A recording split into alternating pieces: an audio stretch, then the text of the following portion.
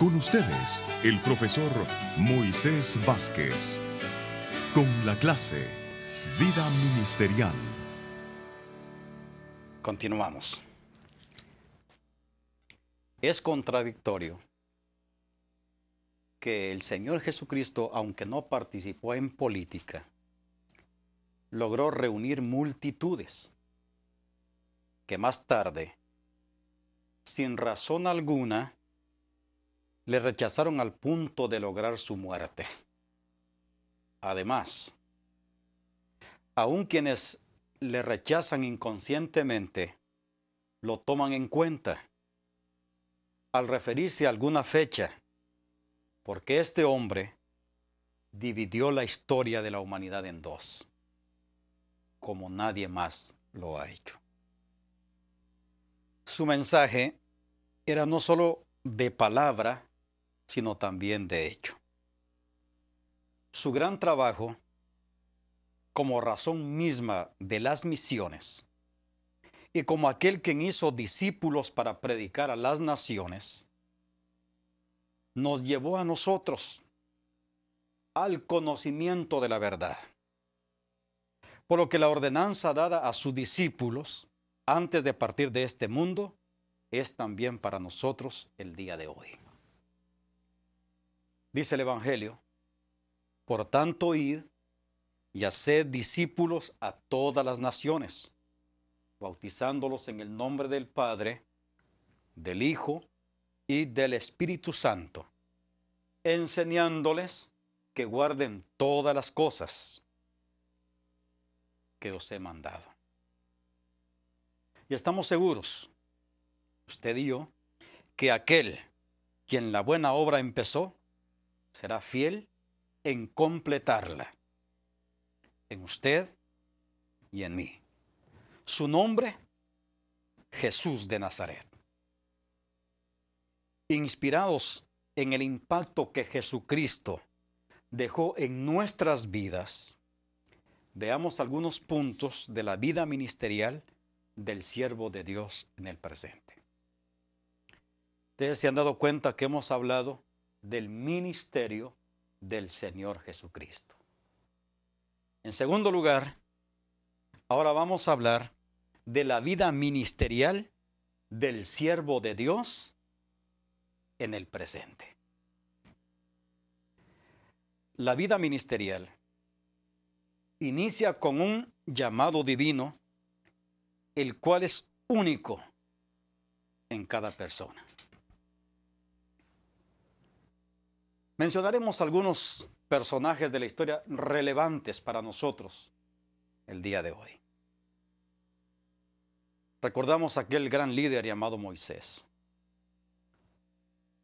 Lo encontramos en el libro de Éxodo, el capítulo 3 y capítulo 4, en medio de la zarza.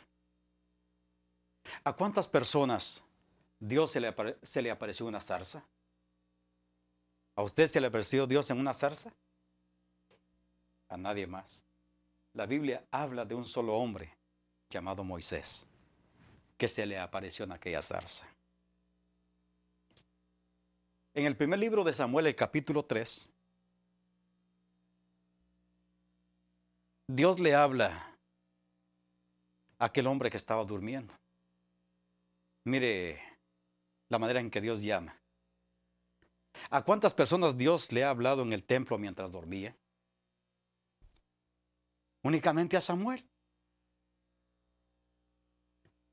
Estos dos ejemplos nos enseñan que el llamado de Dios que hace a sus siervos es único.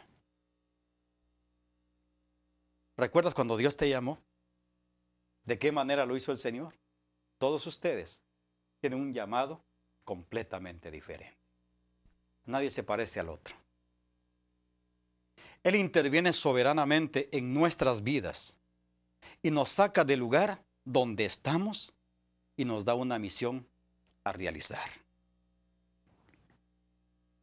La vida ministerial necesita de hombres y mujeres que estén a la altura de quien los llamó. Si ustedes me acompañan en Primera de Timoteo, el capítulo 3, del 1 al 9. Oiga lo que dice la Escritura. Palabra fiel. Si alguno anhela obispado, buena obra desea.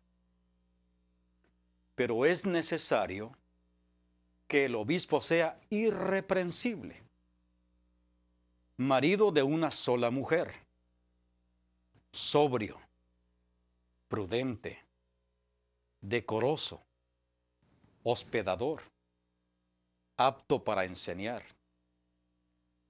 no dado al vino, no pendenciero, no codicioso de ganancias deshonestas, sino amable, apacible, no avaro, que gobierne bien su casa, que tenga a sus hijos en sujeción con toda honestidad.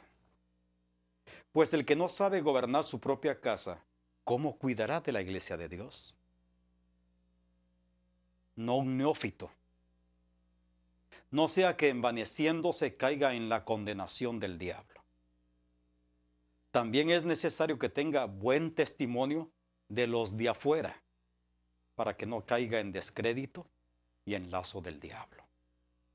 Los diáconos asimismo deben ser honestos, sin doblez, no dados a mucho vino, no codicioso de ganancias deshonestas, que guarden el misterio de la fe con limpia conciencia. En esta carta del apóstol Pablo a Timoteo se nos dan los requisitos de aquellos hombres y mujeres que han decidido asumir el reto de servir al Señor y tener una vida ministerial de éxito. Explicaremos brevemente algunos de los significados de estos requisitos indispensables para todo líder, para todo siervo del Señor.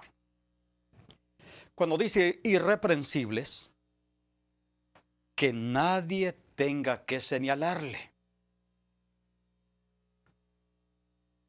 Cuando la Escritura dice marido de una sola mujer, es una advertencia contra la poligamia. La traducción es casado una sola vez. Cuando la Biblia dice y requiere del siervo del Señor que sea sobrio, la palabra sobrio significa moderado, arreglado, templado, moderado en comer y beber. Otro de los requisitos es que sea prudente, o sea discreto, juicioso. Cuando se requiere que el siervo de Dios sea decoroso, está hablando de su pudor, que sea honesto, que sea decente. Un aspecto relevante también y requisito para todo líder y siervo es que sea hospedador, que alberga, que aloja a extranjeros en su casa. Y conocemos de algunos hermanos que tienen este verdadero don de poder hospedar. Y algunos, sin saberlo, dice la Escritura, hospedaron ángeles. Se requiere también del pastor, del líder o del siervo que sea apto para enseñar. El siervo de Dios debe tener la capacidad de enseñar. En este campo habrá algunos que tienen mayor capacidad que otros, pero es de gran importancia tener la habilidad de enseñar para tener un ministerio pleno y fructífero. Por eso es sumamente importante el conocimiento de la Escritura, la preparación bíblico-teológica para cada uno de los siervos del Señor. Otro de los requisitos dice la Biblia que no sea dado al vino. Es interesante que la Biblia en la versión popular dice de la siguiente manera, que no debe ser un borracho. Es lo que dice la versión de la Biblia popular. Además, no tiene que ser pendenciero. Pendenciero significa un reñidor. Literalmente significa no dar de golpes. Traducido de otra manera, el líder, el siervo, en su ministerio, no debe ser dado a la violencia. No pendenciero. Otro aspecto relevante es que el siervo de Dios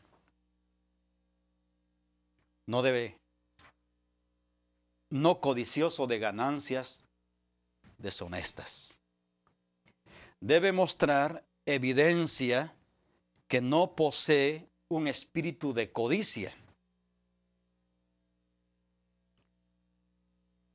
Amable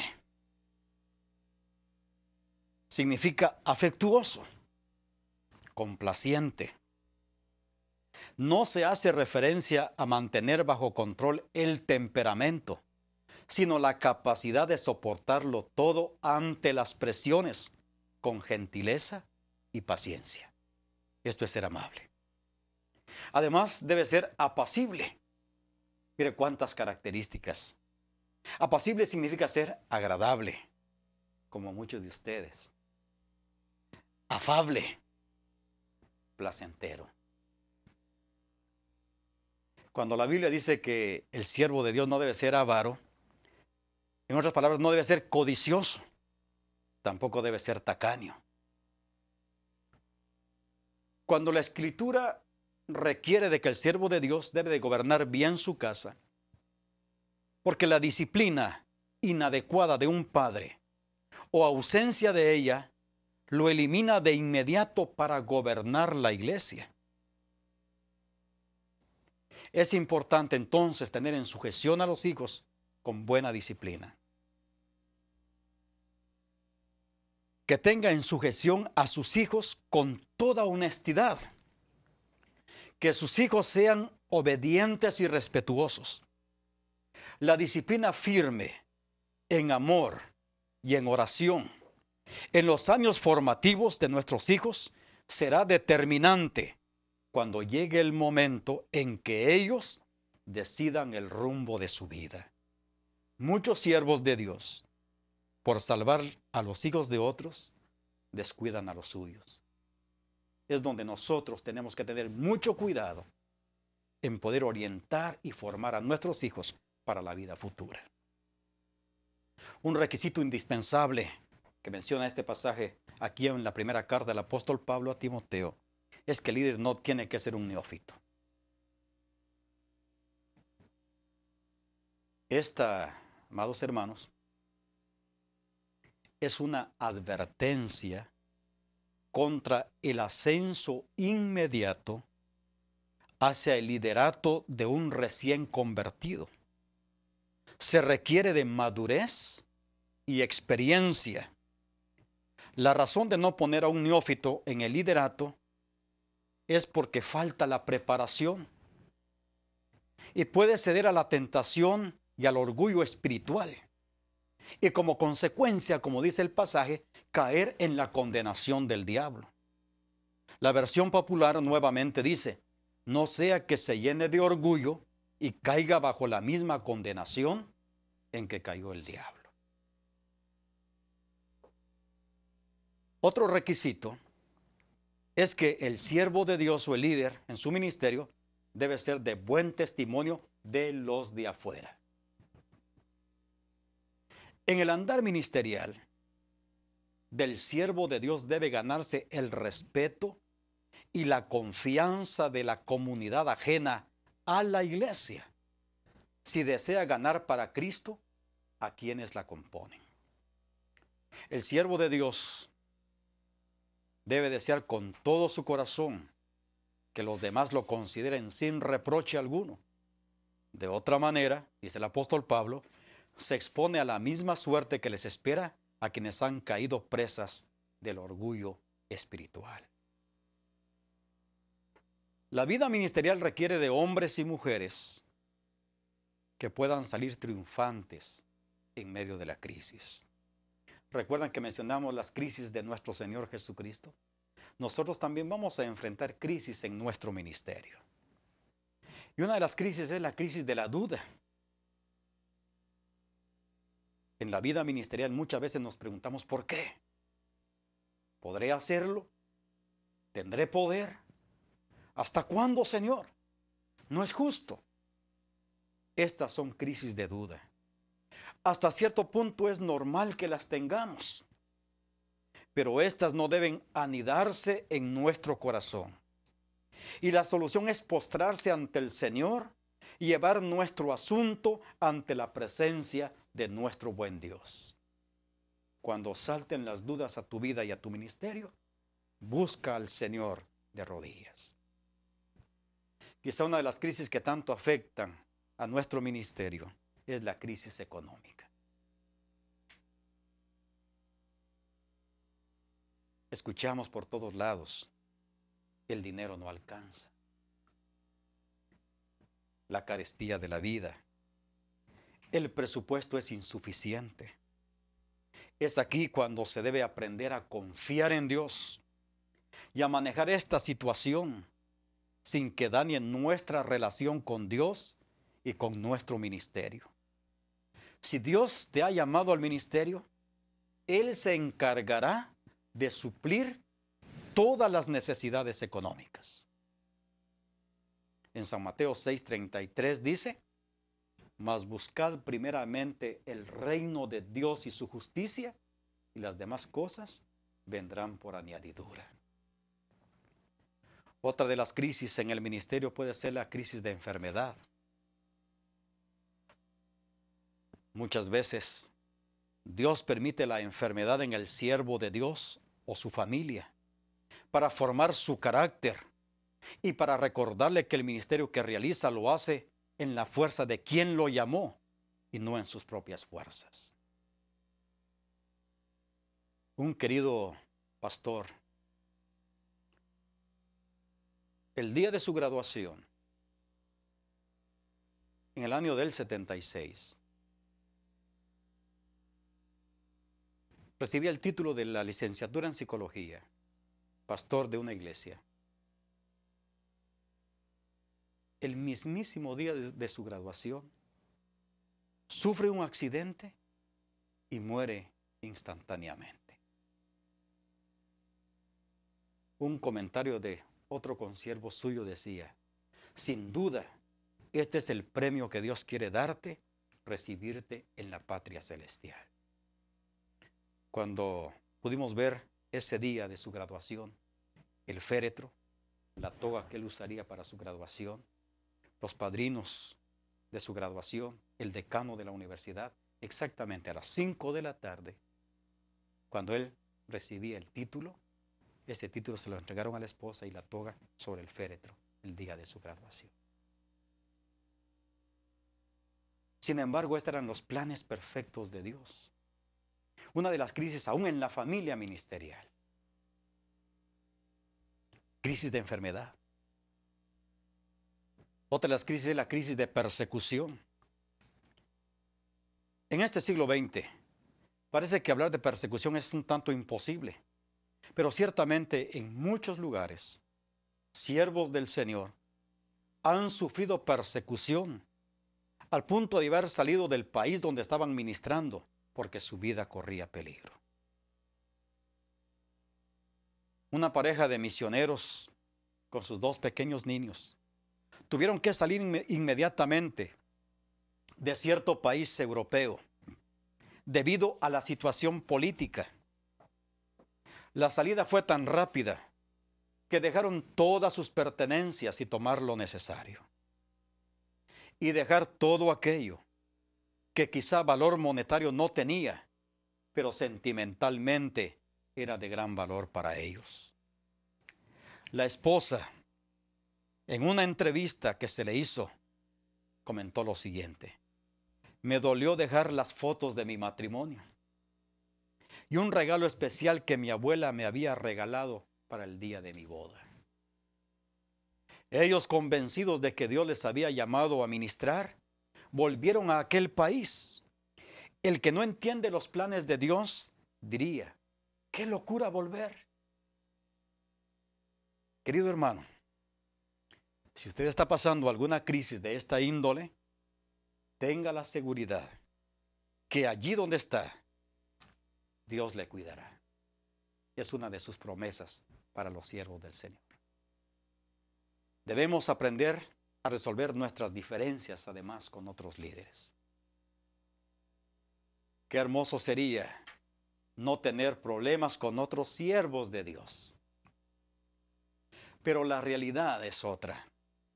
Ahora bien, no debemos permitir que nuestras diferencias interrumpan el ministerio que el Señor nos ha encomendado, ni obstaculizar el ministerio de otros, por lo que debemos aprender a resolverlas. Y hay diferencias, y esto también lo menciona la Escritura, y vamos a mencionar algunas de ellas, algunos ejemplos de las diferencias en los líderes. En Hechos el capítulo 15, verso 36 al 41, que vamos a mencionar, aquí se encuentra un ejemplo de esas diferencias que suelen sucederse en el ministerio. Hechos capítulo 15, verso 36 al 41, dice la Escritura. Después de algunos días, Pablo dijo a Bernabé: volvamos a visitar a los hermanos en todas las ciudades en que hemos anunciado la palabra del Señor para ver cómo están. Y Bernabé quería que llevasen consigo a Juan, el que tenía por sobrenombre Marcos. Pero a Pablo no le parecía bien llevar consigo al que se había apartado de ellos desde Panfilia, y no había ido con ellos a la obra. Y hubo tal desacuerdo entre ellos que se separaron el uno del otro. Bernabé, tomando a Marcos, navegó a Chipre. Y Pablo, escogiendo a Silas, salió encomendado por los hermanos a la gracia del Señor y pasó por Siria y Cilicia, confirmando a las iglesias. Aparentemente aquí hay una separación y hay desacuerdo. Después de algunos días, Pablo dijo a Bernabé: volvamos a visitar a los hermanos en todas las ciudades en que hemos anunciado la palabra del Señor, para ver cómo están. Pero ya en la segunda carta del apóstol Pablo a Timoteo, el mismo apóstol ruega por este consiervo suyo. En la segunda carta del apóstol Pablo a Timoteo, el capítulo 4 y verso 11, dice de la siguiente manera: solo Lucas está conmigo. Toma a Marcos y tráele contigo, porque me es útil para el ministerio. Seguramente Marcos ya había madurado en su vida ministerial. Y el apóstol Pablo, enterado de esto, ve que ya califica para la obra. Este es un buen ejemplo que como siervos del Señor no debemos permitir que nuestros puntos de vista nos separen de otros líderes, sino ser colaboradores los unos de los otros. Pero también hay otro caso sumamente interesante en la Biblia, del apóstol Pablo y el apóstol Pedro. ¿Podría otro siervo de Dios corregirme a mí? Muchas veces podemos caer en el peligro de creer que como tenemos un gran conocimiento bíblico, no necesitamos que venga alguien y nos corrija. O bien muchas veces no tenemos quien nos corrija porque los hermanos creen que por ser líderes nuestra vida anda muy bien, cuando realmente no es así. Si el Señor Jesucristo tuvo dificultades en su vida, ¿cuánto más nosotros? El apóstol Pablo tuvo que reprender duramente a Pedro, ya que estaba obligando a los gentiles a judaizar, sabiendo que el hombre no es justificado por las obras de la ley, sino por la fe de Jesucristo. Gálatas, el capítulo 2, versos del 11 al 21, que vamos a leer como referencia a las situaciones entre el apóstol Pablo y el apóstol Pedro. Gálatas 2:11 al 21 dice de la siguiente manera. Pero cuando Pedro vino a Antioquía, dice, pero cuando Pedro vino a Antioquía, le resistí cara a cara porque era de condenar. Un enfrentamiento de dos titanes de la fe.